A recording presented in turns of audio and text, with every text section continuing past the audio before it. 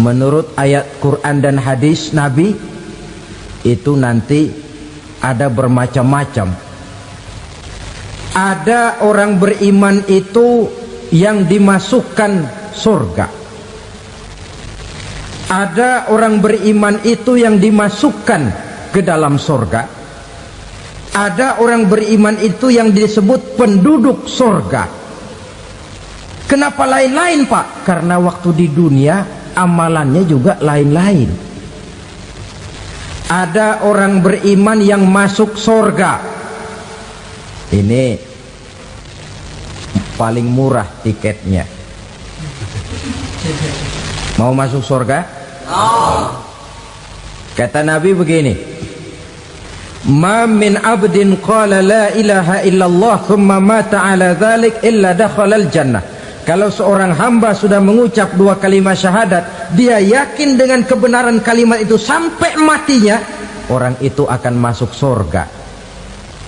Abi Dzar yang waktu itu diajak bicara heran, ya Rasul kok gampang betul? Iya, walaupun orang itu mencuri, iya, walaupun orang itu berzina, iya. Biar dia mencuri, biar dia berzina, kalau dia sudah mengucap dua kalimat syahadat, dia yakin dengan kebenaran kalimat itu sampai matinya, itu orang akan masuk surga. Jadi masuk surga cukup dua kalimat syahadat, yakin sampai mati, masuk surga. Itu perkara masuk. Tapi kalau pertanyaannya diterusin, masuknya kapan, Pak? Nah, ini lain lagi urusannya. Sebab ada yang masuknya itu langsung, ada yang mampir dulu. Di sana tempat cuma dua, kalau tidak surga, neraka. Mau ke surga tapi mampir dulu, yang mampirnya jelas di neraka. Kenapa? Dalam hadis qudsi ada riwayat, nanti itu di akhirat, setelah Allah selesai mengatur penduduk surga masuk surga, yang neraka masuk neraka, Allah berkata kepada malaikat Malik, malaikat Malik, labaik ya Allah. Itu bajingan-bajingan tengik, manusia-manusia durjana yang waktu di dunia tidak mau sujud, jauh dari ulama, gemar melakukan yang munkarat dan maksiat, hidup di tengah masyarakat selalu jadi bibit keonaran, kufur, sudah masuk neraka semua. Sudah ya Allah. Nah, kalau sudah, coba sekarang kamu masuk, Malik. Saya, iya, masuk neraka. Mau apa ya Allah? Kata Allah, akhriju minan nar man kana fi qalbihi misqala habbatin min khardalin min iman. Kau masuk neraka, cari di dalam neraka orang-orang yang ada imannya walaupun kecil sebesar biji zarah, angkat mereka keluar. Masuk malaikat Malik ke neraka, cari orang yang ada imannya, korek-korek. Ya repot, udah pada gosong. Yang ada imannya diangkat ke atas, yang ada imannya diangkat ke atas, lalu dimandikan di Nahrul Hayat, namanya sungai kehidupan di akhirat nanti. Cakep lagi rupanya, bersih lagi wajahnya, apel di hadapan Allah. Kata Allah, bagaimana Mas? Kapok nggak sampean? Kapok ya Allah. Nah, kalau kapok, idhab fadkhulil jannah, pergi masuk surga sana. Berangkat mereka ke surga, ketemu sama teman-temannya yang udah sampai lebih dulu, yang nggak pakai mampir lagi.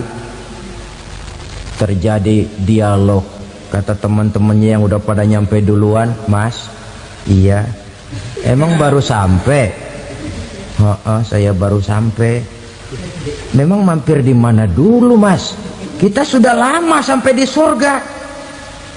Saudara buka surah Al-Muddatsir ayat 34-35. Ma salakakum fis saqar? Kenapa kamu mampir di neraka Saqar? Qalu lam nakum minal musallin. Mereka menjawab, kami mampir di neraka Saqar, Mas, gara-gara dulunya kami waktu di dunia tidak pernah sholat. Tidak pernah sholat? Tidak pernah. Kan rumahnya dekat masjid. Cuma dekat doang, Mas. sholat mah enggak saya. Enggak pernah ngasih makan fakir miskin, enggak pernah hadir di majelis taklim, pendeknya enggak pernah melakukan kebajikan, maka saya pun mampir di neraka sakor. Untung betul saya punya iman mas sedikit. Waktu hidup di dunia dulu saya pernah mengucap 2 kalimat syahadat, sekali-kalinya waktu mau kawin. Masya Allah. Untung saja kawin, kalau nggak kawin polos.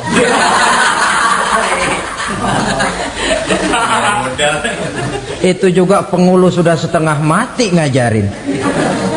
Asyhadu alla, asyaduaan, asyaduaan.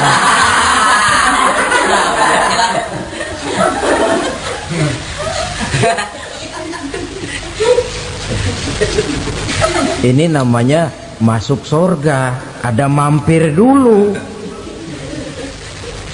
Ada pula orang mukmin itu yang dimasukkan surga. Namanya dimasukkan kan terima beres. Saya masuk ke rumah, jalan sendiri, cari tempat sendiri. Saya dimasukkan ke dalam rumah, terima beres, pokok ada di dalam, itu dimasukkan namanya. Nggak pakai mampir. Tapi tentu tiketnya lebih mahal ketimbang yang pertama tadi. Apa kata Allah?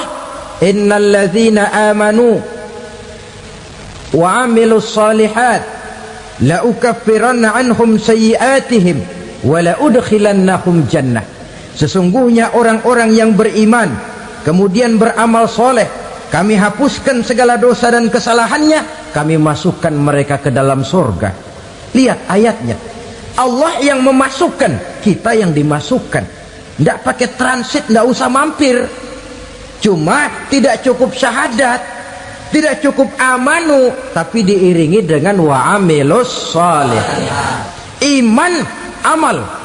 Tidak cukup syahadat, lalu dibuktikan dia sholat, dia zakat, puasa, lalu dia melakukan berbagai macam kebajikan. Ini yang menyebabkan dia tidak pakai mampir di tempat yang bernama sakor. Lalu ada pula orang mukmin itu yang disebut penduduk sorga. Wah, ini sudah VIP ini. Ashabul jannah, penduduk sorga. Siapa mereka? Kata Allah, innal ladzina amanu summa istaqamu fala khaufun alaihim wala hum yahzanun ulaika ashabul jannah hum fiha khalidun. Sesungguhnya orang-orang yang beriman lalu istiqamah, tetap dalam melaksanakan perintah Allah, tidak goyah, tidak labil tapi stabil, istiqamah, mereka tidak takut dan tidak bersedih hati. Merekalah penduduk sorga. Iman, istiqamah. Tidak punya duit, sembayang. Banyak duit, sembayang. Miskin, sembayang. Kaya, tetap sembayang. Istiqamah.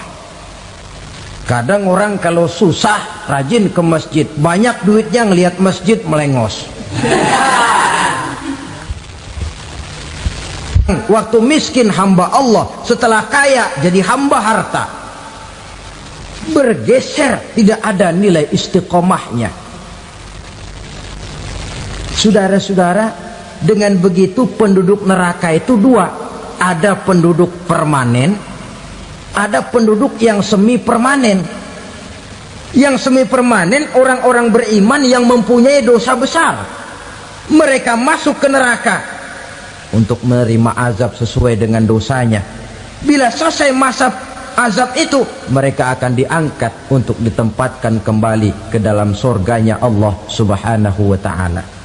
Nah, dikala itulah saudara-saudara, ada yang disebut syafaat dari Rasulullah Sallallahu Alaihi Wasallam. Tapi tentu jangan lupa, syafaat ini ibarat kain menambal dia. Kita punya kain bolong-bolong sedikit, syafaat yang menambal. Solat kita ada kurang dikit, sedekah kita ada campur riak dikit, amalan kita ada tidak karena Allah dikit, kita berharap syafaat. Jadi biarlah kain masih bolong-bolong, yang penting punya kain. Tapi kalau kainnya tidak ada, yang ditambal apanya? sholat tidak, puasa tidak, zakat tidak, berharap syafaat saja. Ya, terlalu berlebihan itu. Saudara hadirin yang saya hormati, apabila selesai proses penghisaban, proses penghitungan, maka dikala itulah manusia terbagi dalam dua kelompok besar. Fariqun fil jannah wa fariqun fis sa'ir. Sekelompok orang-orang beruntung yang masuk ke dalam surga, dan sekelompok lagi masuk ke dalam neraka. Ibu-ibu, saudara-saudara kaum muslimin rahimakumullah, pada pertemuan yang lalu sudah saya jelaskan bahwa hidup selalu berakhir dengan kematian. Apabila datang kematian menimpa seseorang, datanglah kiamat baginya. Itu yang disebut dengan kiamat kecil. Hakikatnya mati adalah perpindahan dari kehidupan di dunia ini menuju kehidupan di alam barzakh. Menunggu kita di alam barzakh sampai datangnya saat kiamat. Entah 10 tahun, entah 100 tahun, entah 1000 tahun, hanya Allah saja yang maha tahu. Adapun orang-orang beriman yang melakukan amal kebajikan dalam kehidupan di dunia ini, masa penantian yang lama di alam barzakh buat mereka sebentar saja. Tetapi bagi orang-orang kafir yang ingkar, yang tidak beriman kepada Allah, yang hidup di dunia cuma menumpuk-numpuk dosa, tentu penantian di alam barzakh akan merupakan waktu yang sangat lama. Bukankah dalam kehidupan kita waktu itu memang relatif? Contoh misalnya, bagi pemuda-pemudi yang sedang duduk asyik memadu cinta, waktu 4-5 jam saja rasanya cuma 4-5 menit. Tenggelam oleh keasikan. Tapi buat orang yang berbaring di rumah sakit, meratap di balik-balik apa itu tembok derita kata lagu, di balik dinding-dinding penjara, sehari bagai seminggu, seminggu rasa sebulan, sebulan boleh jadi rasa setahun. Penantian yang sangat lama. Kapan kiamat itu akan datang? Ini rahasia Allah. Jangankan kita yang orang awam, baginda Nabi sendiri tidak diberitahu oleh Allah kapan kiamat itu akan terjadi.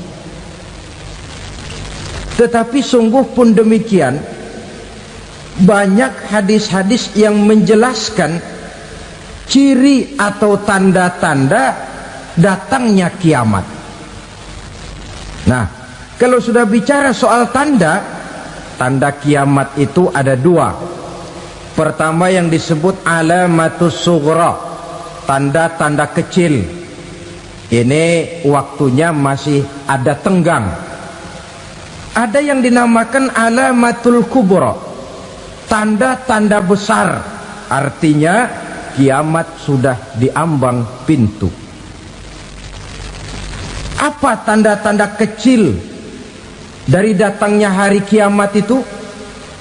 Misalnya kata Nabi, apabila ilmu sudah diangkat oleh Allah, artinya apabila ulama sudah banyak wafat, minat orang belajar agama berkurang, lalu kebodohan nampak merajalela di mana-mana, zina dikerjakan secara terbuka, minuman-minuman keras jadi kebanggaan, itu termasuk di antara tanda-tanda kecil terjadinya hari kiamat. Apalagi misalnya iza waladatil ammatu rabbataha, apabila budak sudah melahirkan tuan. Apa Apa maksudnya? Ada yang mentafsirkan apabila anak sudah bisa membudaki orang tuanya. Orang tua yang melahirkan dia, yang membesarkan dia, demi setelah si anak besar jadi orang berpangkat, bertitel, berharta, berkedudukan, jadilah orang tua itu budaknya. Sehingga sering dibilang kalau orang tua kaya, anak jadi raja. Tapi kalau anak yang kaya, orang tua sering jadi budak. Apalagi munculnya fitnah yang bergelombang, timbul perang antara dua bangsa yang besar, waktu berjalan terasa sangat pendek sekali. Itu merupakan tanda di antara tanda-tanda kiamat. Termasuk di dalamnya sulit membedakan mana laki, mana perempuan. Kan kalau tanda-tanda kayak begini sekarang sudah banyak kita lihat kan. Ulama banyak wafat, penggantinya sulit. Zina dikerjakan berterang-terangan, minuman keras jadi kebanggaan, banyak anak membudaki orang tuanya, sulit membedakan mana laki mana perempuan. Kadang-kadang dari belakang kita lihat perempuan bener, begitu kita colek nengok jenggotan.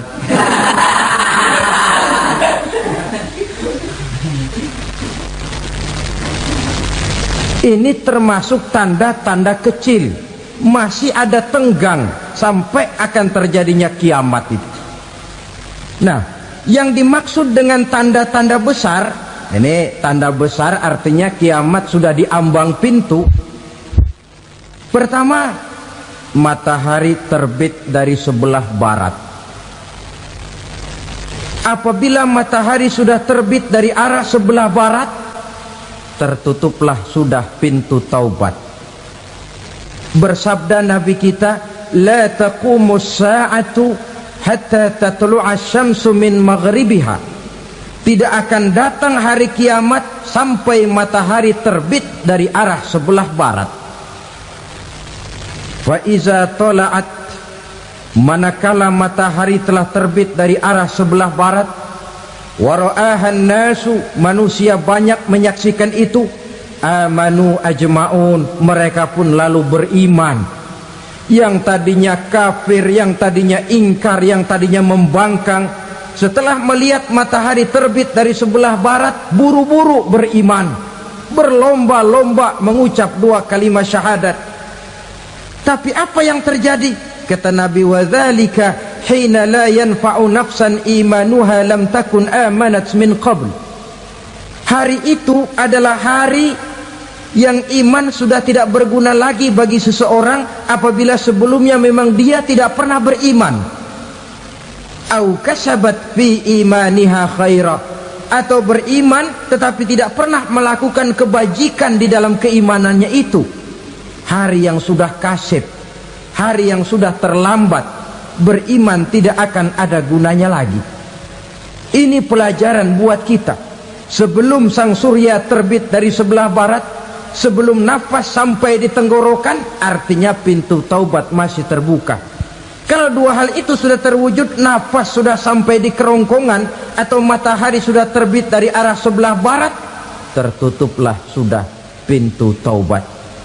Tak ada lagi gunanya pangkat, jabatan, harta, bahkan beriman pun dalam suasana macam itu too late, kata orang Kulon. Sudah terlambat. Matahari terbit dari arah sebelah barat, itu tanda besar, artinya kiamat sudah diambang pintu. Lalu apalagi tanda besar? Munculnya Dajjal. Dajjal artinya pendusta-pendusta yang menyesatkan manusia. Ada dua macam Dajjal, saudara. Ada Dajjal kecil, ini Dajjal kelas 3. Kalau ini sejak zaman Rasulullah sudah ada itu. Tiap zaman ada. Di zaman Rasulullah misalnya ada yang bernama Aswad al-Unsi dari Yaman, ada yang namanya Musailamah Al-Kazzab dari Yamamah, ada yang namanya Ibnu Sayyad dari Madinah. Ini dajjal-dajjal di zaman Rasul. Musailamatul Kazzab memproklamirkan diri jadi nabi, dia di zaman Rasul masih hidup. Ini dajjal zaman Nabi. Di zaman sahabat muncul dajjal-dajjal. Di zaman kita sekarang ini dajjal-dajjal pun gentayangan. Dajjal-dajjal kelas teri. Kerjanya mendustakan manusia, menyesatkan manusia, memalingkan manusia dari jalan yang benar dan diridhoi oleh Allah Subhanahu wa taala.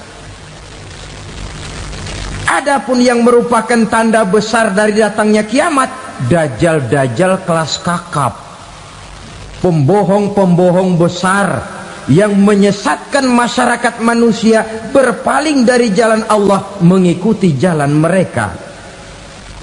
Apa sih ciri dajjal itu? Kata Nabi dalam hadis Bukhari Muslim, "Innad dajjala", sesungguhnya yang namanya dajjal itu yakhruju, satu saat akan muncul mendekati hari kiamat. Wa inna ma'ahu ma'an, si dajjal ini membawa air. Wa naran, dan juga membawa api. Dua simbol. Di tangan yang satu dia bawa air, di tangan yang satu dia bawa api. Wa ammal ladzi yarahu an-nasu ma'an fanarun, adapun yang orang banyak lihat air, hakikatnya adalah api. Yang dilihat api, hakikatnya adalah air. Oleh sebab itu, kalau api yang ditawarkan, ambillah air. Kalau air yang ditawarkan, pilihlah api. Maksudnya apa ini? Ini bahasa simbol, saudara-saudara. Dajjal bicaranya seolah-olah untuk kepentingan manusia, menawarkan surga. Surga yang dia tawarkan hakikatnya neraka. Hai manusia, kalau kau mau bahagia, jangan dekat-dekat dengan agama. Sholat itu tidak efektif dan efisien, tidak produktif dari segi ekonomi itu. Menghadiri majelis taklim cuma buang-buang waktu. Tahajud, tasbih, tahlil, baca Quran, apa itu? Pekerjaan mubazir saja. Hidup ini cuma sekali, masa yang cuma sekali, manfaatkan dengan sebaik-baiknya. Mumpung, dibawanya sifat mumpung, tetapi dalam pengertian yang sangat negatif.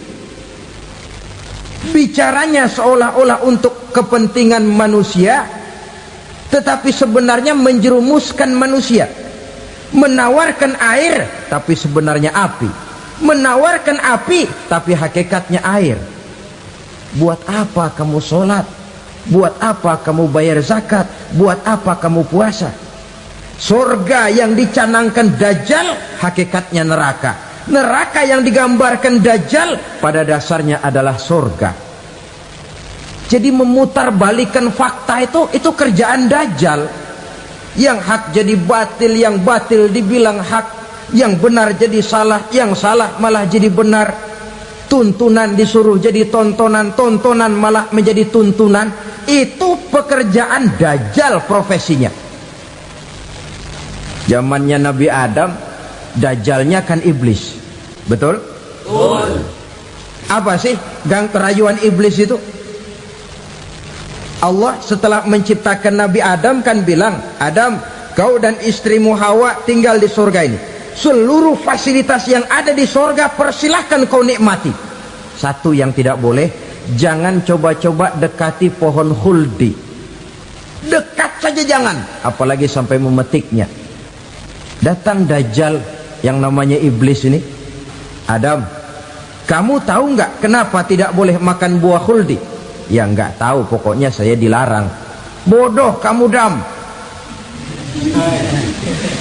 Khuldun artinya kekal.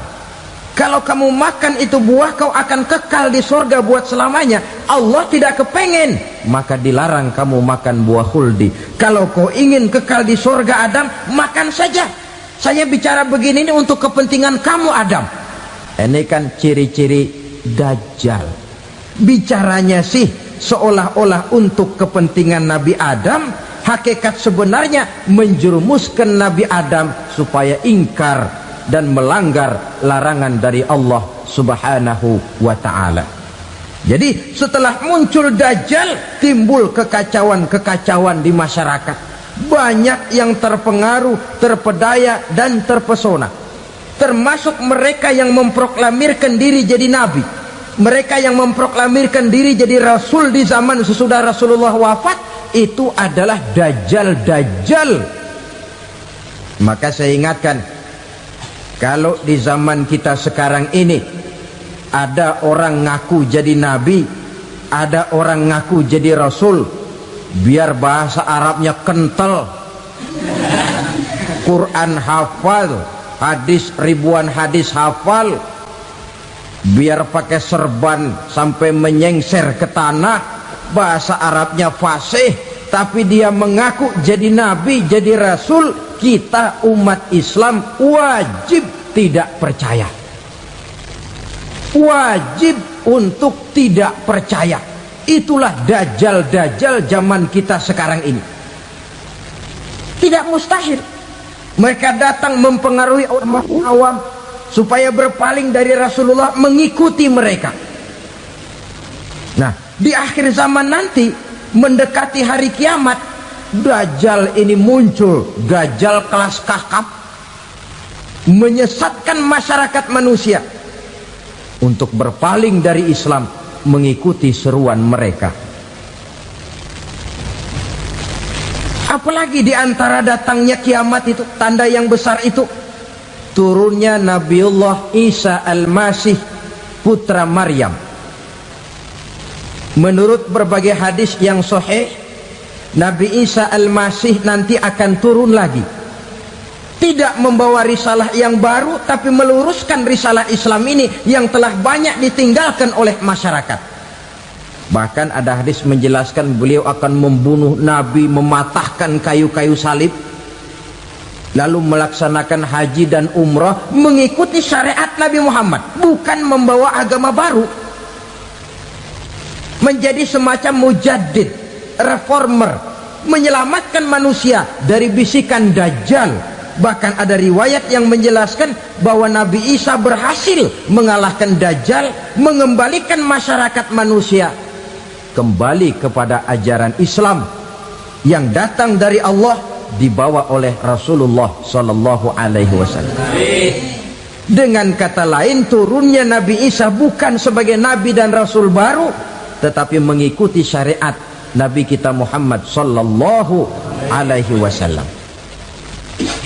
Saudara hadirin, ibu-ibu hadirat yang saya hormati, kemudian apalagi di antara tanda-tanda besar akan datangnya kiamat itu? Keluarnya asap atau awan. Kata Nabi, inna min asyrati sa'ah dukhanan yamla'u ma bainal masyriqi wal maghrib. Di antara tanda-tanda kiamat, munculnya awan antara langit dan bumi. Ini pun diperkuat dalam surah Ad-Dukhan ayat 10, fartaqib yauma ta'tis sama bidukhanin mubin fayughshan nas hadza azabun alim. Bagi orang-orang yang beriman, mereka biasa-biasa saja, tapi bagi orang kufur, datangnya asap dan awan ini merupakan azab yang kelewat pedih. Barangkali sedikit mendekati gambaran tentang azab yang pedih ini, saya ingatkan alam pikiran kita kepada peristiwa yang belum lama terjadi. Pernah dengar berita bocornya reaktor nuklir di Chernobyl, Uni Soviet? Pernah dengar? Bocornya reaktor nuklir di Chernobyl yang mengakibatkan ratusan bahkan sangat mungkin ribuan nyawa. Cuma satu reaktor. Bagaimana kalau seluruh cadangan nuklir yang dimiliki oleh para negara adikuasa ini diledakkan? Bahkan yang konon menurut catatan cadangan nuklir yang dimiliki bersama oleh Amerika dan Rusia sekarang ini sudah sanggup memusnahkan 6 miliar manusia, 1,5 kali lebih banyak dari jumlah manusia yang nongkrong di permukaan bumi ini. Saudara-saudara hadirin yang saya hormati, lalu saat mendekati hari kiamat, apalagi tandanya setelah Nabi Isa wafat, pada saat turunnya yang kedua kali, lalu Allah meniupkan angin sejuk, semua orang-orang beriman, orang-orang baik wafat, sehingga penghuni bumi ini cuma tinggal lagi terdiri dari orang-orang kafir. Tidak ada lagi di bumi ini yang bisa mengucapkan Allah. Sehingga dalam hadis qudsi itu ada keterangan, innallaha azza wa jalla yaqulu li Israfil. Allah pernah pesan kepada malaikat Israfil, kata Allah, Israfil, iza sami'ta qailan yaqul Allah Allah fa akhirin nafah 40 sanatan ikraman liqailiha. Hai Israfil, apabila kau dengar di permukaan bumi masih banyak orang yang mengucapkan Allah Allah, maka tunda sangkakala kiamat itu 40 tahun. Untuk apa? Ikraman liqailiha, menghormati orang yang mengucapkan Allah Allah itu. Wah, jadi karena sekarang masih banyak yang mengucapkan Allah, besar hatilah kita, masih jauh kiamat itu. Tapi jangan lupa, kiamat pribadi, kiamat kecil itu yang gak kita sangka-sangka. Ajal datang mencabut nyawa, itu kiamat pribadi, dan itu yang pasti kita hadapi, dan itu yang membuat kita tidak boleh bersikap main-main di dalam kehidupan sekarang ini. Saudara hadirin yang saya hormati, tidak ada lagi orang-orang muslim. Seluruh penduduk dunia ini kafir. Lalu terciptalah struktur sosial yang berlandaskan prinsip hidup semau gue. Bakal terjadilah prinsip di mana yang kaya menyantap yang miskin, yang kuat menindas yang lemah. Hidup sudah bagaikan di rimba belantara, berlaku hukum rimba, siapa yang kuat dia yang menang, siapa yang lemah menjadi mangsa. Timbul kekacauan, maksiat merajalela, munkarat menjadi-jadi, sehingga isi bumi ini penuh dengan segala macam perbuatan dosa. Tidak ada perlunya lagi alam diperpanjang temponya. Datang saat yang sudah dijanjikan oleh Allah Azza wa Jalla, maka terjadilah yang disebut kiamat kubra, kiamat besar, kiamat ancur-ancuran.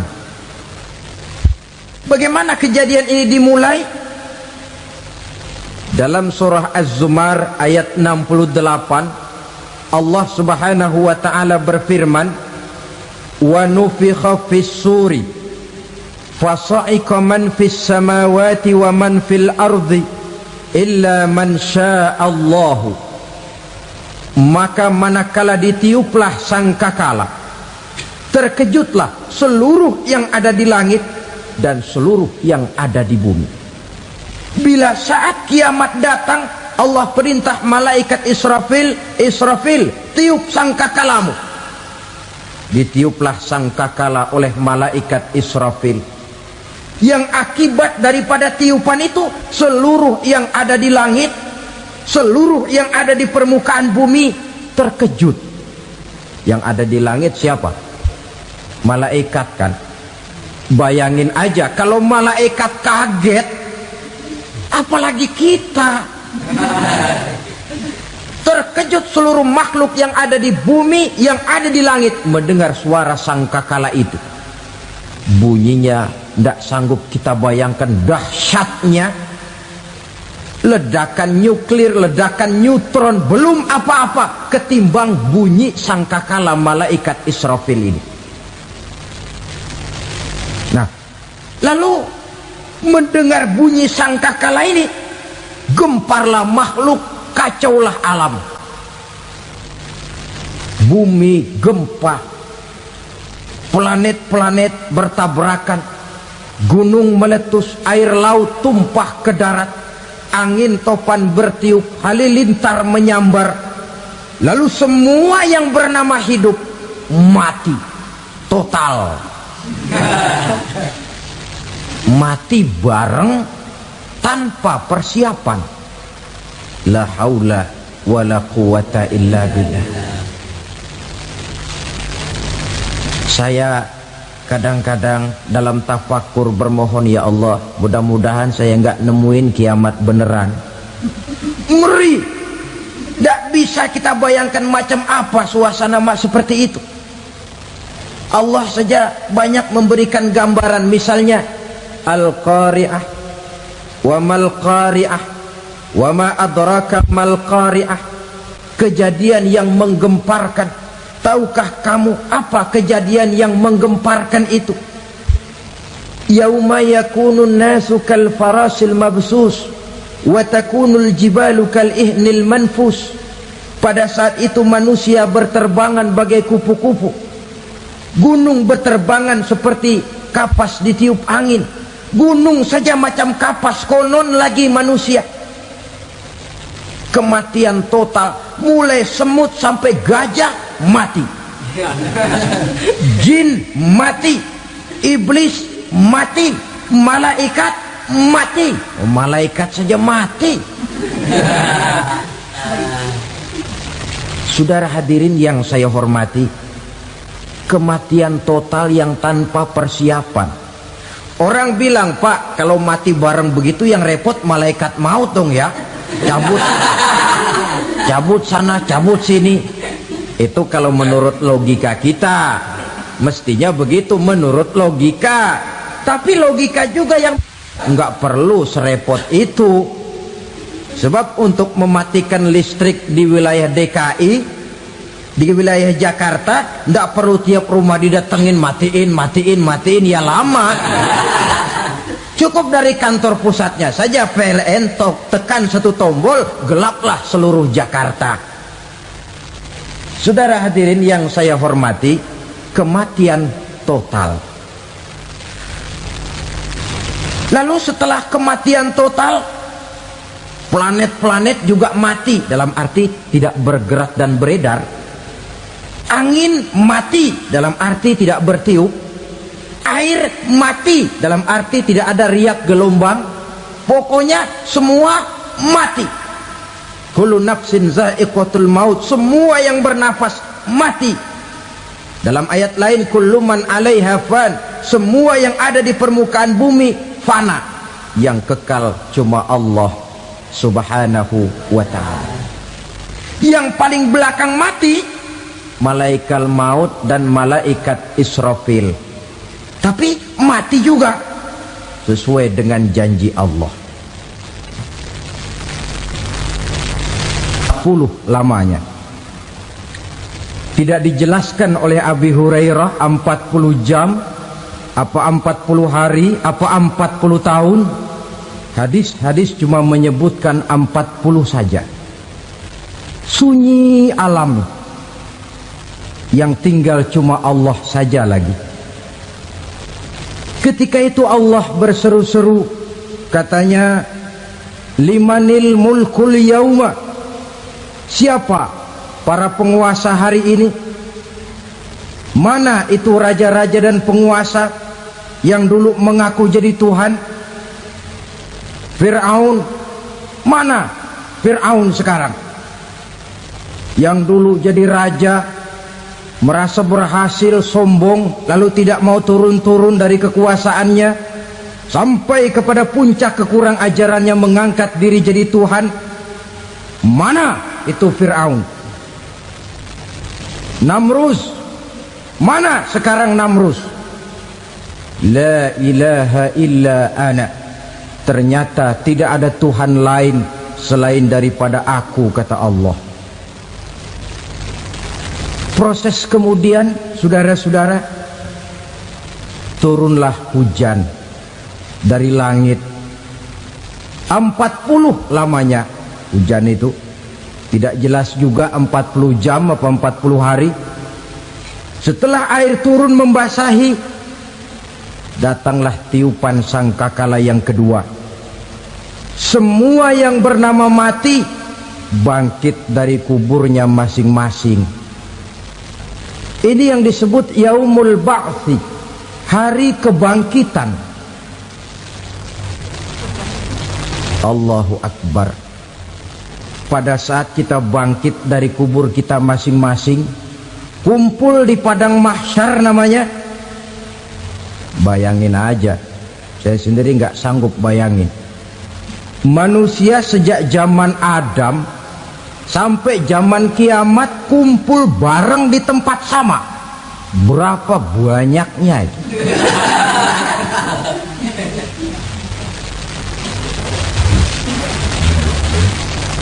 Dan yang luar biasa menurut satu riwayat, pada saat bangkit itu, Masya Allah, roman muka kita berubah, disesuaikan dengan amalan kita waktu di dunia ini. Barang siapa yang waktu di dunia amalannya itu amalan tikus, di akhirat nanti dia bangkit dari kubur, mukanya seperti muka tikus. Gagah betul badannya, tapi mukanya seperti tikus. Kenapa? Amalannya waktu di dunia seperti amalan tikus. Apa amalan tikus itu? Suka ngegeragoti barang yang sudah disimpan rapi-rapi. Orang sudah simpan uang rapi-rapi, simpan perhiasan rapi-rapi, digeragoti oleh tikus. Maling-maling, pencoleng-pencoleng, koruptor-koruptor, itu nanti di akhirat nanti kita lihat mukanya seperti muka tikus. Oh, ini waktu di dunia suka nyolong, hanya seperti muka tikus.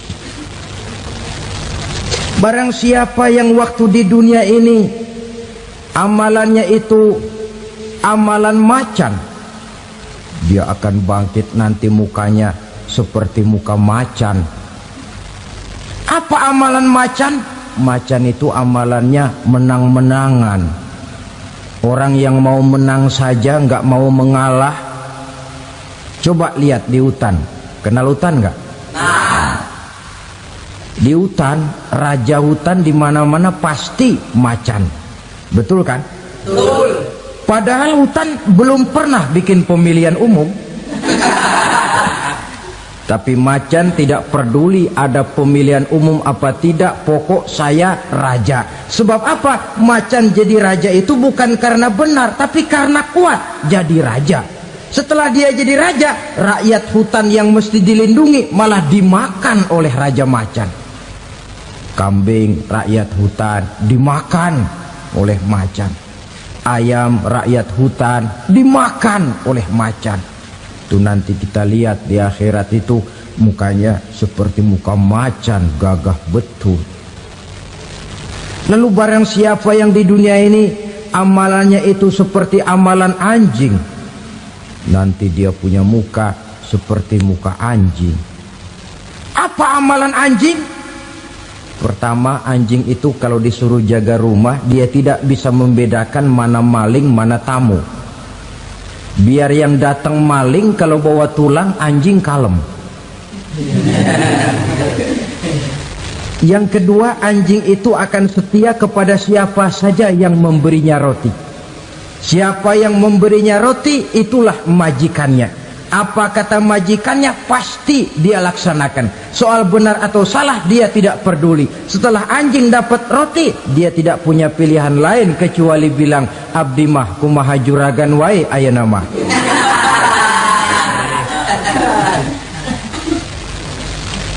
Saudara hadirin yang saya hormati, berkumpul di padang mahsyar, tiap orang sibuk dengan persoalannya masing-masing. Matahari waktu itu didekatkan oleh Allah, panas luar biasa. Ada yang saking panasnya itu mencucurkan peluh keringat sampai sebatas mata kakinya. Ada yang keringatnya sampai sedengkulnya, ada yang keringatnya sampai sepusatnya, ada yang keringatnya mengalir sampai sebahunya, ada yang kelelap oleh keringatnya sendiri, sementara orang di sampingnya nggak apa-apa. Bergantung lagi amalan dia waktu di dunia ini. Saudara-saudara, sebagian orang dalam kepanikan padang mahsyar berombong-rombong datang mereka menghadap Nabi Adam. Ya Adam, anta abal bashar. Hai Adam, Tuhan adalah bapak moyang manusia. Kami sebentar lagi akan disidang, dimintakan pertanggungan jawab. Tolonglah kami, hai Adam. Kata Nabi Adam, jangankan nolongin sampean, saya sendiri tanggung jawab di hadapan Allah. Ketika dulu tidak boleh makan huldi, saya serobot. Sudahlah, urus diri masing-masing saja, nafsi. Begitu kata Nabi Nuh, begitu kata Nabi Ibrahim. Tiap orang bertanggung jawab sendiri-sendiri. Ketika itulah saudara-saudara, nikmatnya menjadi umat Nabi besar Muhammad sallallahu alaihi wasallam. Sebab apa? Walaupun menurut abjad kita ini umat paling belakang, paling belakang kita ini toh, karena Nabi Muhammad adalah Nabi akhir, tapi akan dihisap lebih dulu, lewat di atas sirat lebih dulu, masuk surga lebih dahulu ketimbang umat-umat belakangan. Ketika Rasul mendekati ajal, beliau tanyakan itu kepada malaikat Jibril. Malaikat Jibril berkata, Muhammad jangan khawatir, Allah sudah berjanji, inni haramtul jannata ala sairil anbiya hatta tadkhulaha anta, wa haramtuha ala sairil umami hatta tadkhulaha ummatuka. Surga aku haramkan buat seluruh nabi kecuali kalau engkau Muhammad sudah masuk ke dalamnya, dan surga aku haramkan buat seluruh umat kecuali kalau umatmu Muhammad sudah masuk ke dalamnya. Logikanya, walaupun menurut abjad kita umat paling belakang, bakal dihisap paling dulu, lewat di atas sirat paling dulu, masuk surga paling dulu, kalau mampir ke neraka juga paling dulu. Ya resiko. Jangan mau enaknya aja paling dulu. Saudara hadirin yang saya hormati, setelah masa kebangkitan itu jangan dikira begitu bangkit langsung diperiksa. Masih menunggu menanti ribuan tahun perhitungan padang mahsyar untuk sampai kepada proses yang disebut yaumul hisab, hari perhitungan. Seorang demi seorang bakal dipanggil. Bayangkan saja, kita se-RT saja di absen, kadang-kadang perlu waktu lama. Ini manusia sejak zaman Nabi Adam sampai datang hari kiamat, satu demi satu disidang di hadapan Qadhi Rabbul Jalil. Status sosial copot sudah waktu itu. Yang pernah jadi hartawan di situ tidak lagi kelihatan kehartawanannya. Yang pernah jadi jenderal tidak lagi dipanggil jenderalnya. Yang ustadz tidak lagi dipanggil al-mukarramnya. Seluruh status sosial selesai. Dipanggillah kita seorang demi seorang menghadap Qadhi Rabbul Jalil. Bagaimana proses penghisaban itu? Pertama, proses tanya jawab. Di antaranya ada hadis menyatakan, lan tazula qadama 'abdin yaumal qiyamah hatta yus'ala an arba'i khisalin. Besok di hari kiamat tidak akan bergeser telapak kaki seorang hamba sampai dia ditanya lebih dulu tentang 4 persoalan. Tentang ilmunya, kemana ilmu itu diamalkan. Tentang umurnya, di mana umur itu dihabiskan. Tentang masa mudanya, kemana masa muda itu dipakai. tentang hartanya, dari mana harta itu didapat dan kemana harta itu dibelanjakan. Ini termasuk proses tanya jawab. Jadi kalau istilah pengadilan dunia, nama Fulan bin Fulan. Kamu waktu di dunia diberikan umur panjang untuk apa?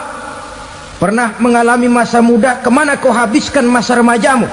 Kau diamanahkan ilmu, dengan apa ilmumu kau amalkan? Kau diberikan harta, dari mana harta kau dapat, kemana kau belanjakan? Tak seorang pun yang bisa mungkir. Sebab apa? Dikala itu yang menjadi saksi bukan orang. Yang menjadi saksi adalah seluruh anggota badan kita. Tangan bicara, kaki jadi saksi terhadap seluruh amalan yang pernah kita kerjakan pada saat kehidupan di alam dunia ini. Selesai proses tanya jawab, lalu diperlihatkan buku catatan kita waktu hidup di dunia ini. Jangan lupa Allah itu menyiapkan 2 superkomputer kepada kita. Sebelah ditempelin sebelah kanan, yang sebelah tempelin di sebelah kiri. Komputer itu namanya Raqib dan Atid, 2 malaikat yang apabila baik kita lakukan, refleks saja akan menulis kebajikan kita. Jahat kita kerjakan, akan tertulis. Catatan itu nanti diperlihatkan kepada kita. Waduh, alangkah malunya pada saat diperlihatkan catatan kita, buku rapot kita merah melulu. Barangkali diperiksa sambil diomelin, brengsek lo.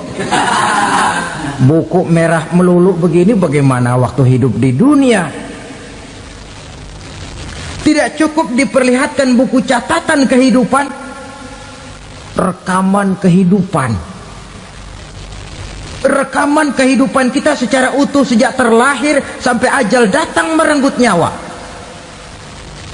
Barangkali mirip dengan video sekarang ini, di mana terekam dengan baik seluruh kegiatan kita, sejak yang sekecil-kecilnya sampai kepada yang sebesar-besarnya. Untuk kemudian kita pun menerima balasan. In khairan fa khairun wa in syarran fa syarrun. Kalau baik ya baik balasannya, kalau jahat ya jahat juga balasannya. Catatan-catatan kita diberikan. Kalau banyak kebajikannya diberikan di tangan kanan dengan cara yang halus. Kalau banyak kejahatannya diberikan dari sebelah kiri atau dilempar dari belakang. Itulah sebabnya sejak di dunia ini kita sudah mohon kepada Allah. Ketika berwudu membasuh tangan kanan, apa kita bilang? Allahumma a'tini kitabi biyamini wa hasibni hisaban yasira. Ya Allah, berikan saya kitab di tangan kanan, dan kalau saya memang perlu dihisap, hisaplah saya yang seringan-ringannya. Tangan kiri berlindung kita kepada Allah, jangan sampai diberikan kitab di tangan kiri atau dari arah sebelah belakang. Wa a'udzubika an tu'tiya kitabi bishimali aw min wara'i zuhri, dari arah sebelah belakang. Na'udzubillah min dzalik. Setelah selesai lewat proses penghisaban, lewat mizan, timbangan, maka yang sudah selesai dihisab itu bergeraklah menuju sirat, jembatan yang terbentang menuju surga melalui neraka. Saudara-saudara, panjangnya perjalanan sirat itu memakan waktu ratusan tahun. Tetapi orang yang lewat di atas sirat pun macam-macam, bergantung amalannya ketika di dunia ini. Ada yang lewat di atas sirat itu kalbarkil khatib, seperti kilat yang menyambar, lep, sudah sampai dia di surga. Cepat bukan main. Ada yang lewat di atas sirat itu seperti orang lari-lari. Ada yang lewat di atas sirat itu seperti orang jalan biasa. Ada yang sambil merangkak, ada yang sambil ngesor, ada yang sambil gelayutan, ada yang selamat sampai ke ujung ke surga, ada yang tergelincir jatuh masuk ke dalam neraka, bergantung amalannya dalam kehidupan di dunia sekarang ini. Tiap kita akan melewati yang namanya sirat ini. Saudara-saudara kaum muslimin yang saya hormati, dengan demikian mereka yang selamat melalui sirat sampai ke terminal akhir surga, mereka yang ketika dihisab ternyata banyak kejahatannya daripada kebaikannya, mereka singgah di dalam neraka. Nah, adapun orang-orang yang beriman menurut ayat Quran dan hadis Nabi itu nanti ada bermacam-macam. Ada orang beriman itu yang dimasukkan surga. Ada orang beriman itu yang dimasukkan ke dalam surga. Ada orang beriman itu yang disebut penduduk surga. Kenapa lain-lain, Pak? Karena waktu di dunia amalannya juga lain-lain. Ada orang beriman yang masuk surga. Ini paling murah tiketnya. Mau masuk surga? Kata Nabi begini, ma min abdin qala la ilaha illallah thumma mata ala dhalik illa dakhala al-jannah. Kalau seorang hamba sudah mengucap dua kalimat syahadat, dia yakin dengan kebenaran kalimat itu sampai matinya, orang itu akan masuk surga. Abi Dzar yang waktu itu diajak bicara heran, ya Rasul kok gampang betul? Iya, walaupun orang itu mencuri, iya, walaupun orang itu berzina, iya, biar dia mencuri, biar dia berzina, kalau dia sudah mengucap dua kalimat syahadat, dia yakin dengan kebenaran kalimat itu sampai matinya, itu orang akan masuk surga. Jadi masuk surga cukup dua kalimat syahadat, yakin sampai mati, masuk surga. Itu perkara masuk. Tapi kalau pertanyaannya diterusin, masuknya kapan, Pak? Nah, ini lain lagi urusannya. Sebab ada yang masuknya itu langsung, ada yang mampir dulu. Di sana tempat cuma dua, kalau tidak surga, neraka. Mau ke surga tapi mampir dulu, yang mampirnya jelas di neraka. Kenapa? Dalam hadis qudsi ada riwayat, nanti itu di akhirat, setelah Allah selesai mengatur penduduk surga masuk surga, yang neraka masuk neraka, Allah berkata kepada malaikat Malik, malaikat Malik, labaik ya Allah. Itu bajingan-bajingan tengik, manusia-manusia durjana yang waktu di dunia tidak mau sujud, jauh dari ulama, gemar melakukan yang munkarat dan maksiat, hidup di tengah masyarakat selalu jadi bibit keonaran, kufur, sudah masuk neraka semua. Sudah ya Allah. Nah, kalau sudah, coba sekarang kamu masuk, Malik. Saya, iya, masuk neraka. Mau apa ya Allah? Kata Allah, akhriju minan nar man kana fi qalbihi misqala habbatin min khardalin min iman. Kau masuk neraka, cari di dalam neraka orang-orang yang ada imannya walaupun kecil sebesar biji zarah, angkat mereka keluar. Masuk malaikat Malik ke neraka, cari orang yang ada imannya, korek-korek. Ya repot, udah pada gosong. Yang ada imannya diangkat ke atas, yang ada imannya diangkat ke atas, lalu dimandikan di Nahrul Hayat, namanya sungai kehidupan di akhirat nanti. Cakep lagi rupanya, bersih lagi wajahnya, apel di hadapan Allah. Kata Allah, bagaimana mas? Kapok nggak sampean? Kapok ya Allah. Nah, kalau kapok, idhab fadkhulil jannah, pergi masuk surga sana. Berangkat mereka ke surga. ketemu sama teman-temannya yang udah sampai lebih dulu, yang nggak pakai mampir lagi. Terjadi dialog. Kata teman-temannya yang udah pada nyampe duluan, "Mas, iya, emang baru sampai?" "Oh, saya baru sampai." "Memang mampir di mana dulu, Mas? Kita sudah lama sampai di surga."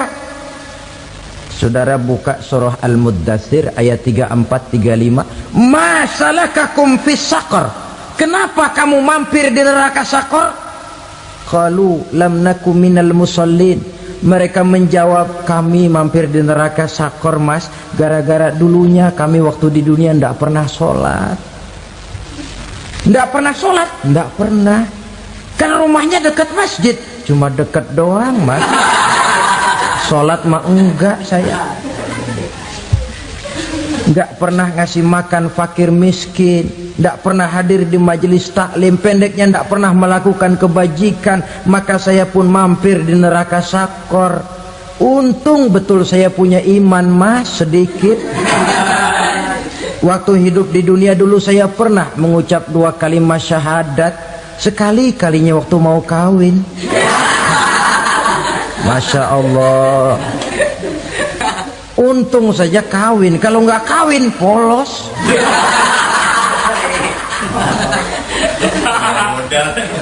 Itu juga pengulu sudah setengah mati ngajarin. Asyhadu alla, asyaduaan, asyaduaan.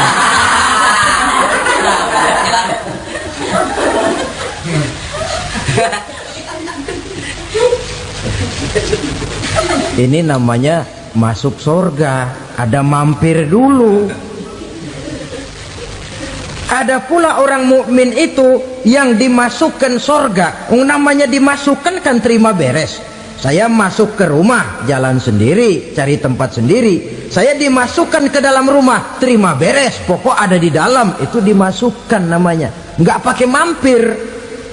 Tapi tentu tiketnya lebih mahal ketimbang yang pertama tadi. Apa kata Allah? Innal ladzina amanu wa amilus salihat la ukaffiranna anhum sayyi'atihim wa la udkhilannahum jannah. Sesungguhnya orang-orang yang beriman kemudian beramal soleh, kami hapuskan segala dosa dan kesalahannya, kami masukkan mereka ke dalam surga. Lihat ayatnya, Allah yang memasukkan, kita yang dimasukkan. Tidak pakai transit, tidak usah mampir.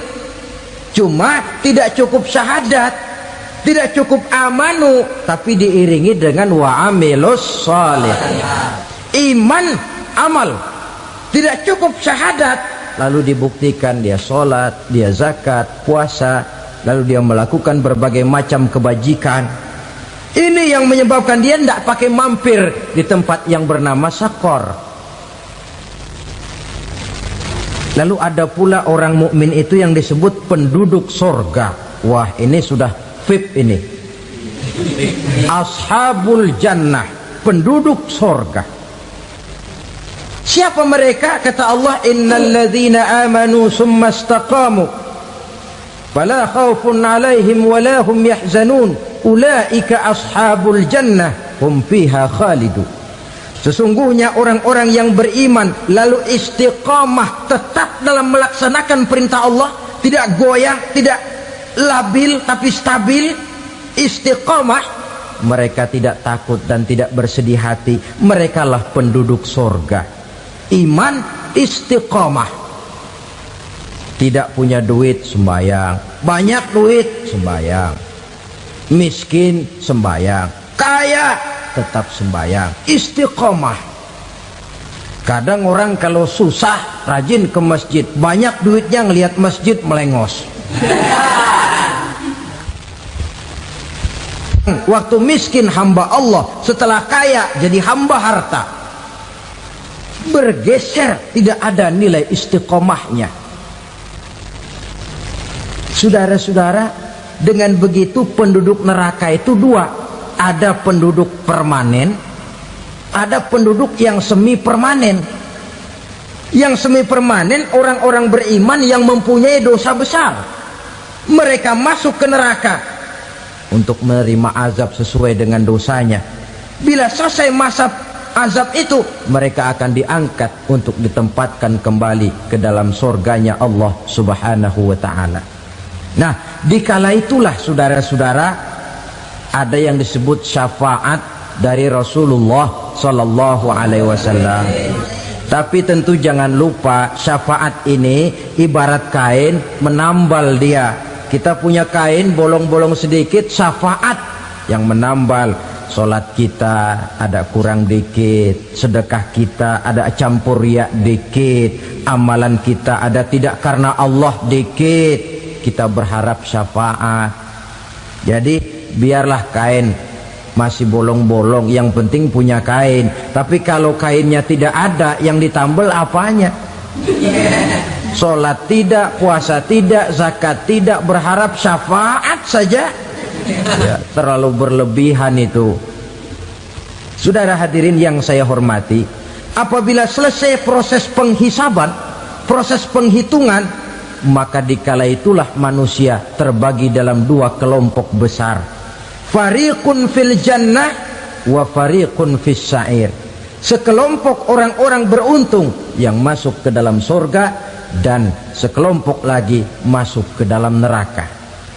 Dia akan diberikan rezeki oleh Allah dengan jalan yang tidak disangka-sangka. Rezekinya datang dengan cara yang tidak disangka-sangka. Gajinya mungkin kecil, tapi penghasilannya gede. Kan itu yang penting. Gaji dan penghasilan kan lain tuh. Boleh jadi gaji kecil, asal penghasilan gede, kan nikmat hidup itu. Nah, penghasilan ini ada yang bisa kita perkirakan. Bisa kita perkirakan. Misalnya gaji itu tadi. Kalau saya kerja, gaji saya begini. Ada rezeki yang masuk min haitsu la yahtasib. Tidak kita sangka-sangka, tidak kita duga-duga, tahu-tahu ada saja rezeki. Datang orang bawa persoalan yang mendatangkan hasil. Sebab rezeki, jodoh, maut memang seperti bayangan. Kita uber-uber dia lari, kita diem dia diem. Kan gemes ini tuh. Bayang-bayang itu begitu, kita kejar dia lari. Rezeki juga begitu. Kita diem dia diem. Setengah mati yang namanya rezeki kita cari, kita uber, ngobek sampai ratusan bohong kita kerjain. Tapi memang belum waktunya, ya sulit untuk tembus. Tapi kadang-kadang giliran kita nongkrong di rumah, datang orang bawain rezeki. Itulah yang namanya rezeki. Tapi ini untuk orang yang bertakwa. Kalau tidak punya kredibilitas takwa, jangan lalu pakai ayat ini. Diberikan Allah dengan rezeki dengan jalan yang tidak disangka. Kan ada ayatnya dah, kita mah manteng aja di rumah dah. Ntar juga tuh rezeki datang. Ini fasilitas yang diberikan kepada orang yang wa may yattaqillah, bertakwa kepada Allah, yarzuqhu min haitsu la yahtasib, diberikan rezeki dengan cara yang tidak disangka-sangkanya. Maka kadar ketakwaan jangan membuat kita buruk sangka. Tuh orang ya nggak kemana-mana, duitnya ada aja. Kalau dia takwa, Allah berikan jalan keluar. Yang lantas ngelihat kiai orangnya ahli ibadah, ilmunya tinggi, akhlaknya luar biasa, takwanya tinggi, rezekinya lancar, lalu husnuzon nih kiai nggak kemana-mana, duitnya banyak, miara tuyul kali ini. Itu termasuk jaminan Allah yang masuk kategori min haitsu la yahtasib. Yang ketiga, yaj'al lahu min amrihi yusra, dimudahkan segala urusannya, dimudahkan segala urusannya.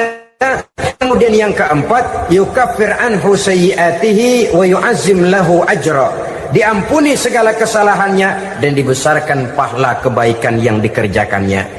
Al-Quranul Karim memberikan tuntunan dan ajaran kepada kita bahwa orang-orang yang memperoleh kemenangan itu tidak lain adalah orang-orang yang bertakwa. Hanyalah mereka yang bertakwa kepada Allah Subhanahu wa ta'ala pada akhirnya akan tampil sebagai pemenang. Lalu siapa orang yang bertakwa itu? Dijelaskan dalam awal-awal Al-Baqarah, orang yang bertakwa yang akan meraih kemenangan. Pertama, allazina yu'minuna bil ghaib, yaitu orang-orang yang beriman kepada yang gaib, percaya bahwa ada alam yang gaib, alam yang abstrak, alam yang tidak bisa dijangkau oleh salah satu daripada panca indera kita.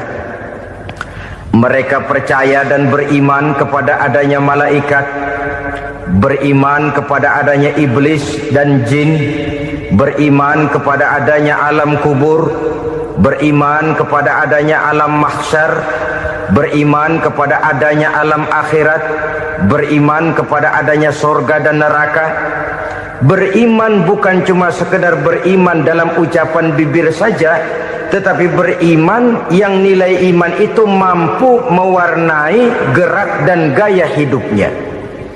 Iman yang meresap sampai ke tulang sumsum, kemudian memberikan dampak positif di dalam kehidupan manusia. Alam, kita tahu, adalah sesuatu yang selain Allah, dan Allah bukanlah alam. Apapun namanya selain daripada Allah, itu adalah alam. Alam pada hakikatnya terbagi menjadi dua. Ada alam syahadah, alam nyata, alam konkret, alam yang bisa dijangkau oleh salah satu indera kita. Kemudian ada alam ghaib, alam yang tidak bisa dijangkau oleh panca indera kita, alam metafisika, alam abstrak, alam yang wajib kita imani keberadaannya. Kita percaya bahwa malaikat itu ada, kita percaya kepada jin, bahwa jin itu ada, kita percaya kepada adanya iblis dan setan. Bukan percaya kepada iblis dan setannya, percaya bahwa iblis dan setan itu ada. Itu termasuk salah satu daripada sifat orang yang bertakwa kepada Allah.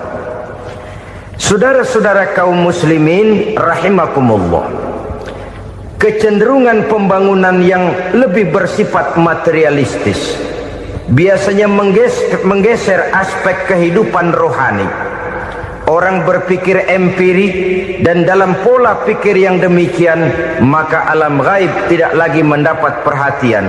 Aspek kehidupan yang bersifat rohaniah malah mulai ditinggalkan. Akibatnya terjadilah kepincangan di dalam kehidupan kita. Pernah ada satu pengalaman pribadi dalam perjalanan kembali ke tanah air. Dalam pesawat di sebelah kanan saya duduklah seorang Jerman namanya Heiner Simonsen. Iseng saya ajak kenalan, saya ajak ngobrol, saya tanya dia. Saya bilang, Mas Heiner ini, kalau pesawat yang kita tumpangi ini jatuh ke bawah, kira-kira apa yang bakal terjadi, Mas?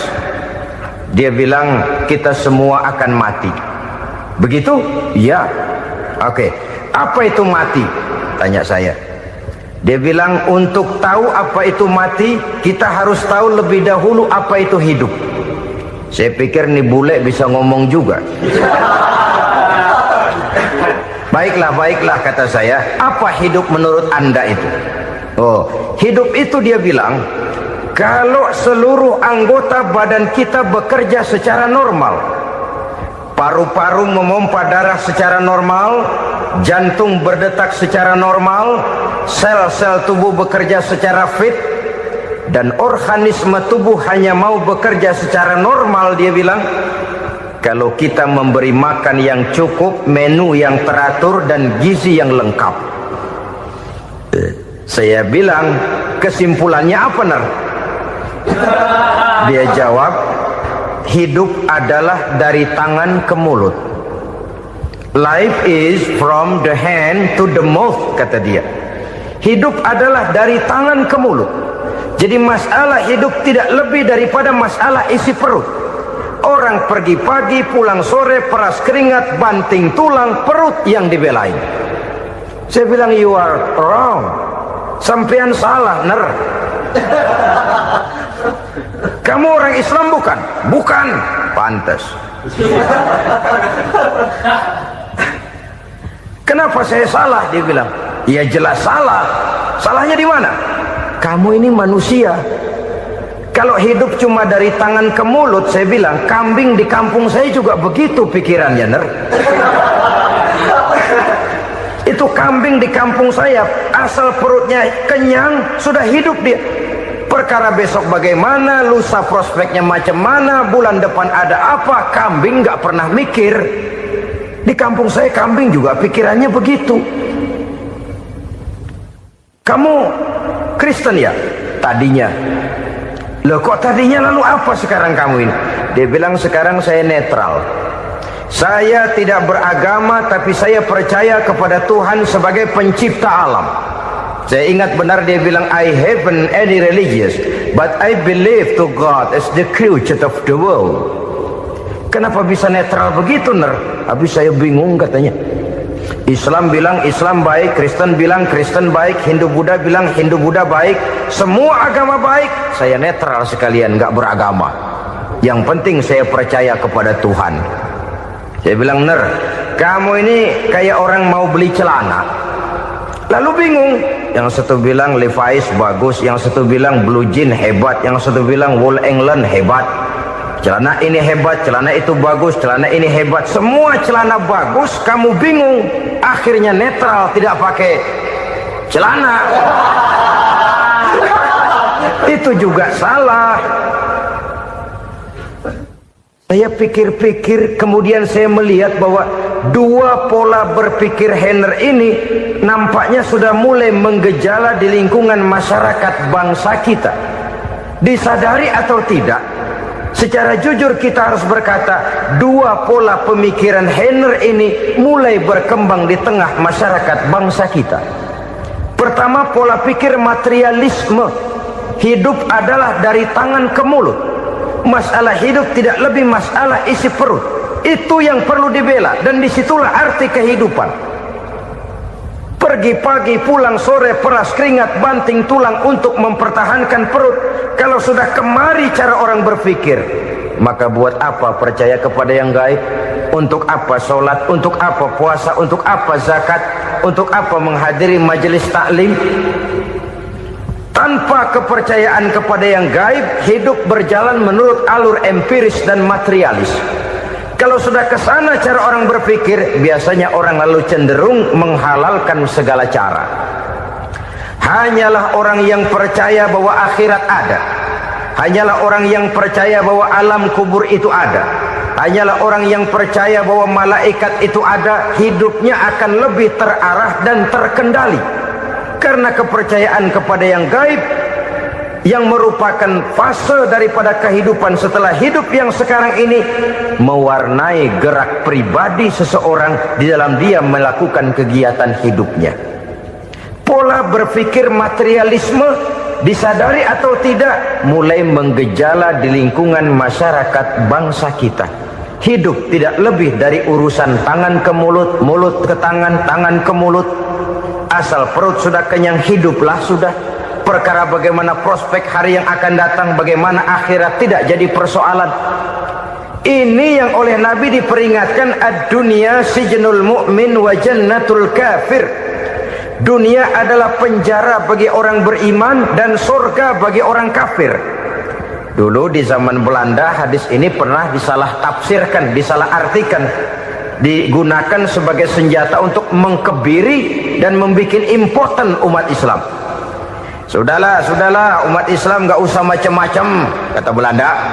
Dunia ini kan penjara buat orang Islam, surga buat orang kafir. Di penjara jangan bertingkah.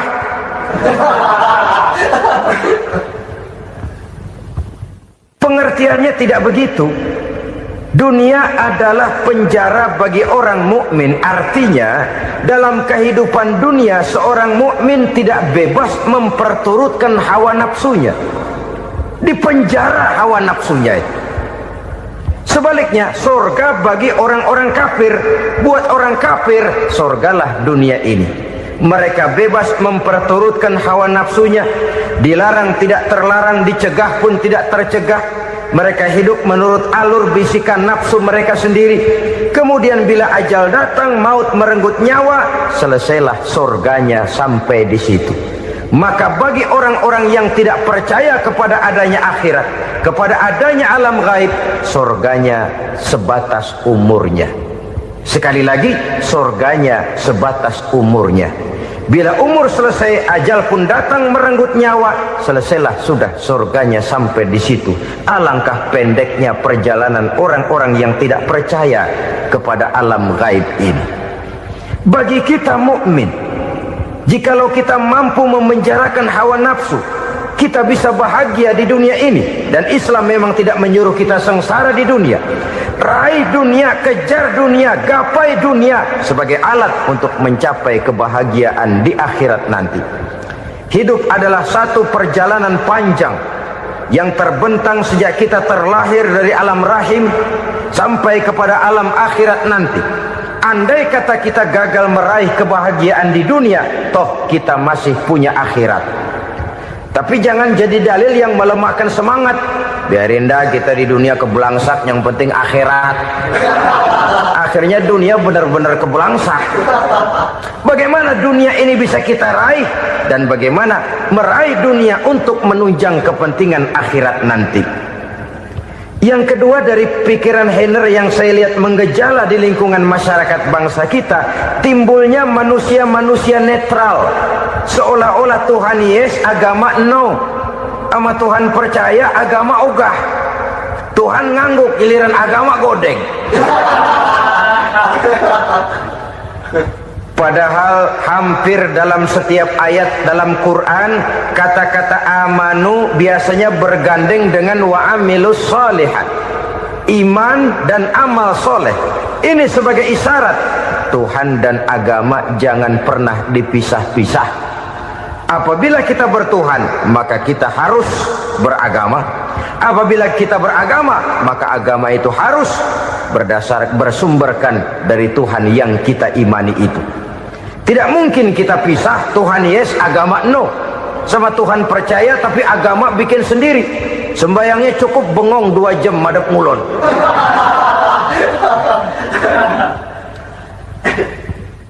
Saudara-saudara kaum muslimin rahimakumullah.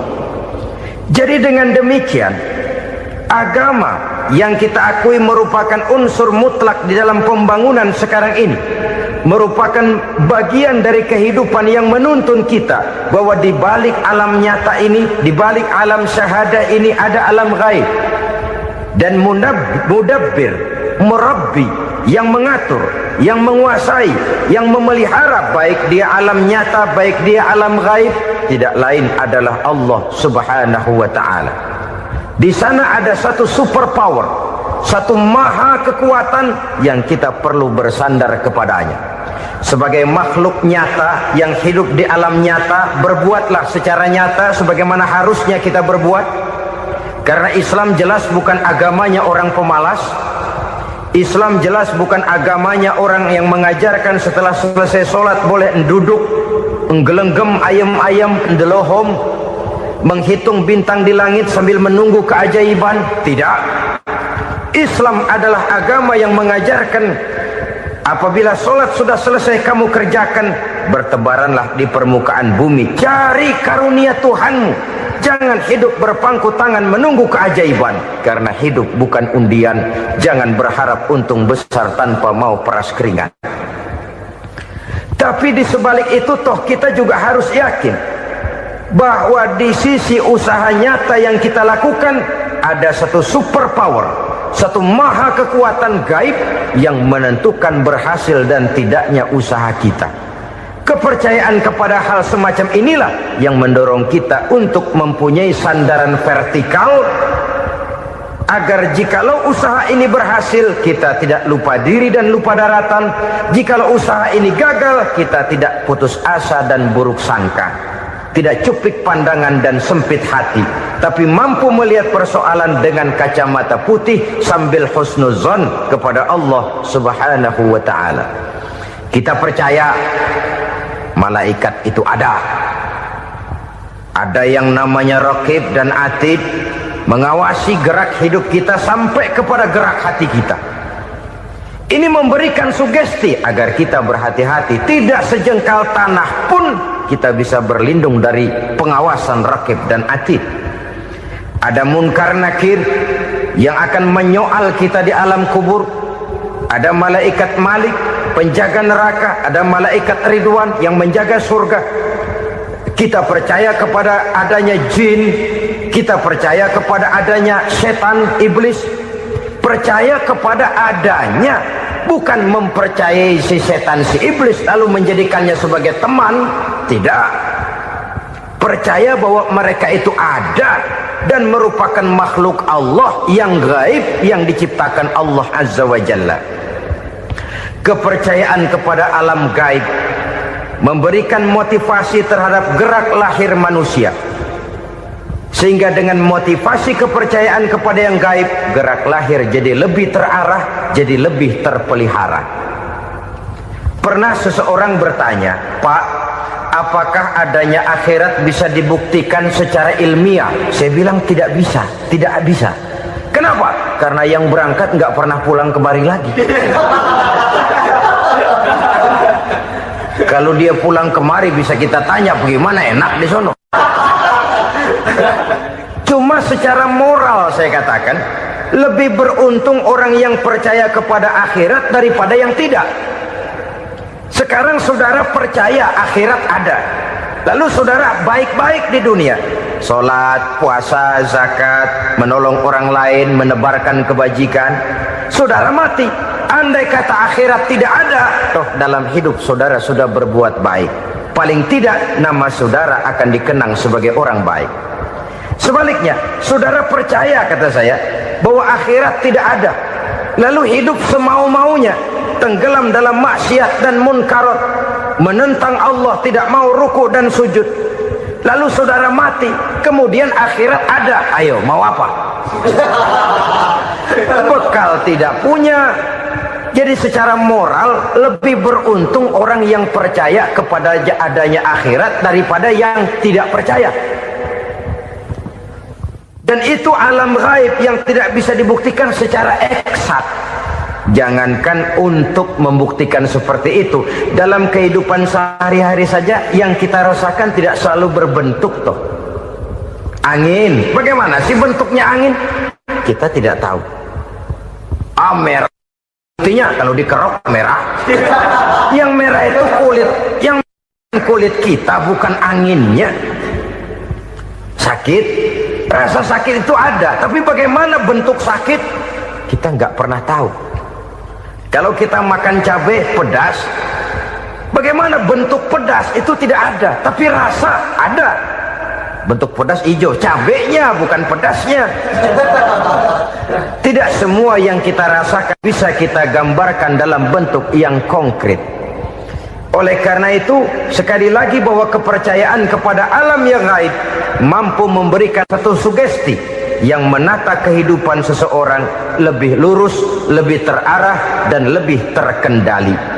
Maka wajar kalau kepercayaan kepada yang gaib mengantarkan seseorang untuk meraih kemenangan. Kenapa? Dia percaya kepada yang gaib, bahwa akhirat ada, bahwa alam kubur ada, bahwa pertanggungan jawab itu ada. Maka dia lalu tidak hidup saenae udele dewe, gitu loh. Tidak hidup menurut seleranya sendiri, terarah, teratur.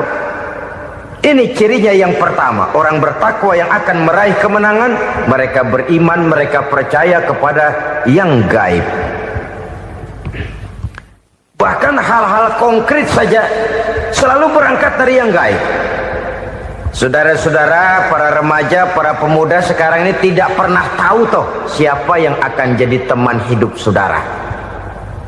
Kita bisa saja ngerancang, mentargetkan, tapi toh akhirnya yang namanya jodoh bukan kekuasaan kita. Rezeki di luar kemampuan kita. Begitu juga ajal, maut, jodoh, ajal adalah contoh-contoh konkret bahwa pada akhirnya yang gaiblah yang menentukan. Bertahun-tahun ngelancong, emang jodoh seret nggak jadi.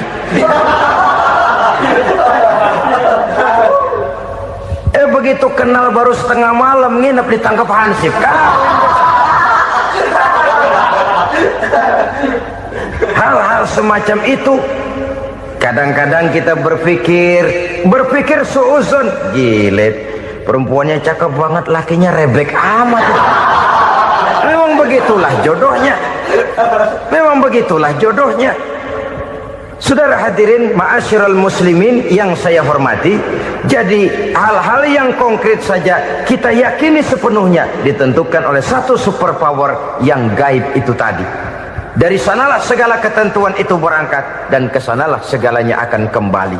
Maka kepercayaan kepada yang gaib meluruskan gerak hidup seseorang dan itu akan mengantarkan dia kepada meraih kemenangan. Satu. Yang kedua,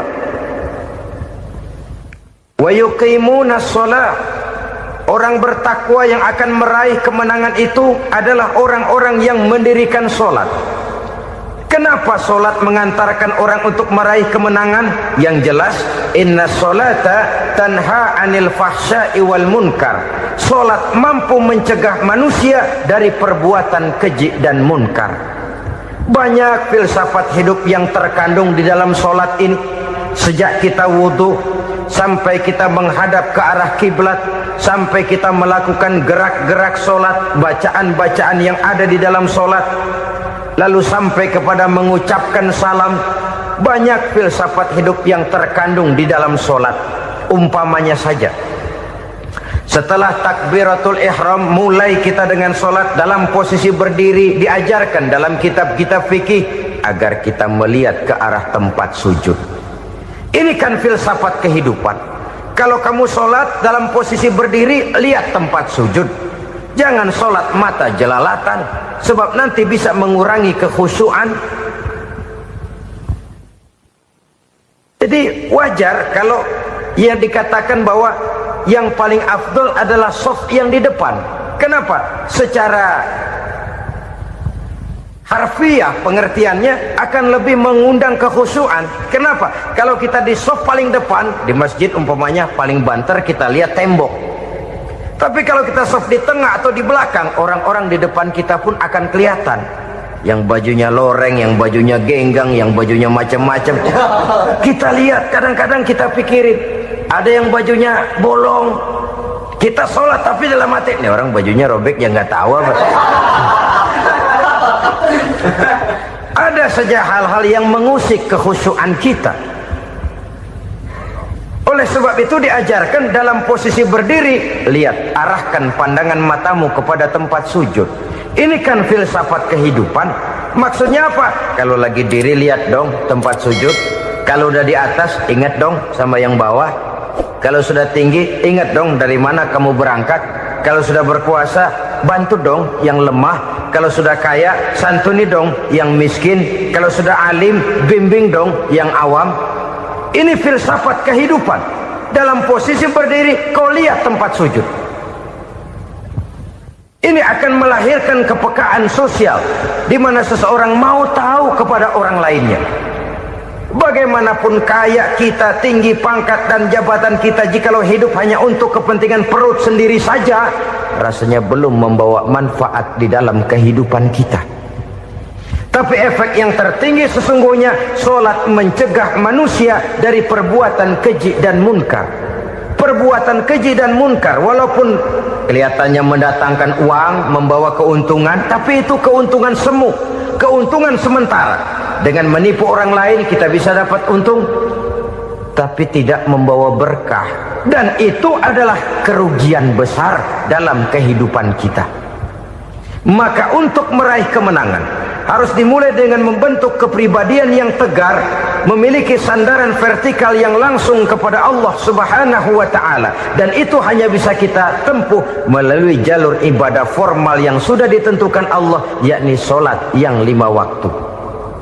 Untuk memperkuat itu ada sholat sunnah, rawatib, nawafil sebagai terminal kontrol cadangan untuk memelihara stabilitas temperatur batin di dalam kita berhubungan dengan zat yang maha gaib, yaitu Allah Subhanahu wa ta'ala. Orang sering bertanya, Pak, itu tetangga saya nggak sholat, duitnya nggak habis-habis Pak.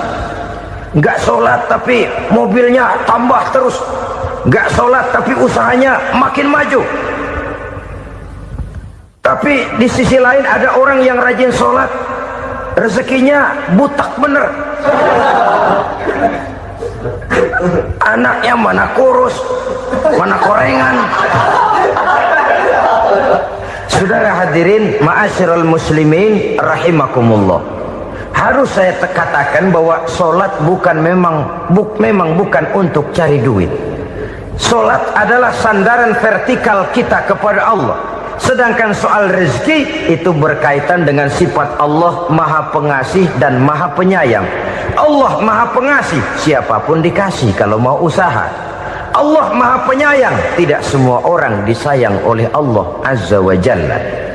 Dan belum tentu banyak harta itu merupakan nikmat. Mungkin juga istidraj. Artinya istidraj itu dikasih tapi diambulin, kalau bahasa Betawinya itu.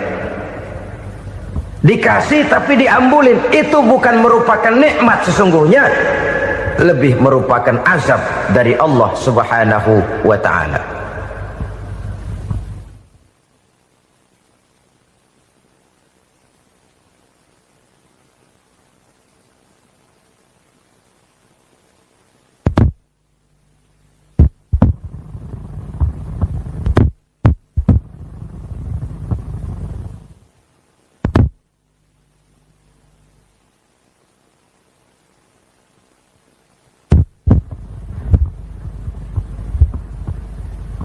Agama mempunyai sistem sholat, dan kita umat Islam telah dituntun oleh Allah Subhanahu wa ta'ala yang wajibnya 5 kali dalam sehari semalam mendirikan sholat, dan itu tentu berada dalam jangkauan kemampuan manusia. Pada awalnya barangkali kita memang merasa sholat itu satu kewajiban.